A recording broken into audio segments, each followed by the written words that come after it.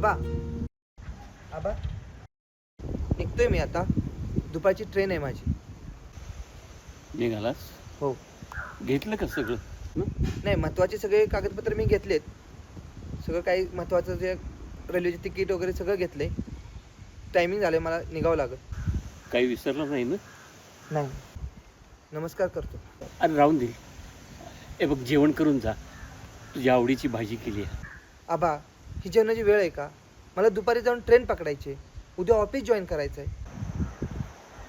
हे बघ, नवीन ठिकाणी जायची घाई चांगली आहे, आकर्षण बी असतं. पण एक लक्षात ठेव, ही आपली माती विसरायची नाही.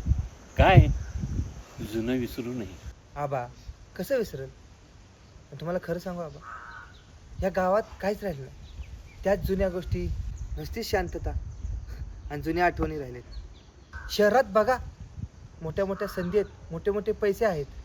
तुम्हाला माहिती आहे का मला पॅकेज किती आहे? किती? हो, या गावात राहिलो ना, आयुष्यभरात एवढा पैसा मिळणार नाही. मग काय मिळणार?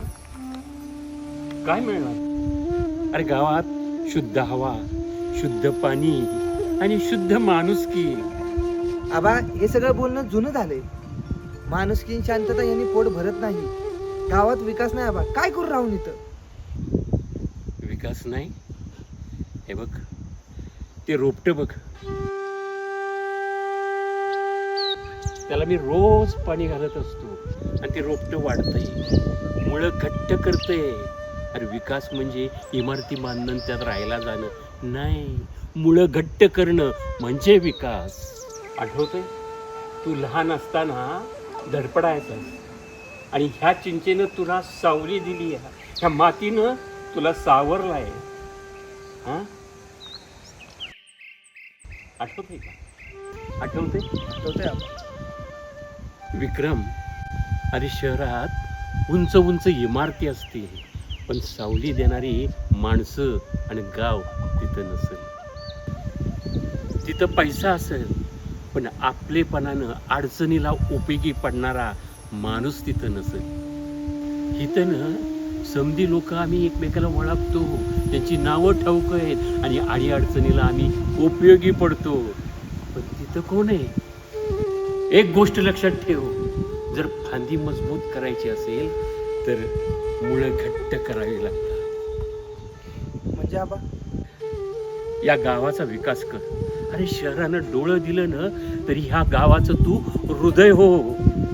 आपल्या गावच्या मातीला विसरू नको, एवढंच मी सांगतो. जा बाळा, मी तुला थांबवत नाही, पण मला एक वचन दे. काय आबा? तू या गावाला, मातीला कधीही विसरणार नाही. तू माझा नातू आहेस, तू माझा वारस आहेस.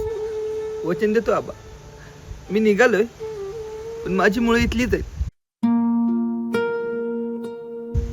मी लवकरच काहीतरी घेऊन नक्की. एवढं लक्षात ठेव.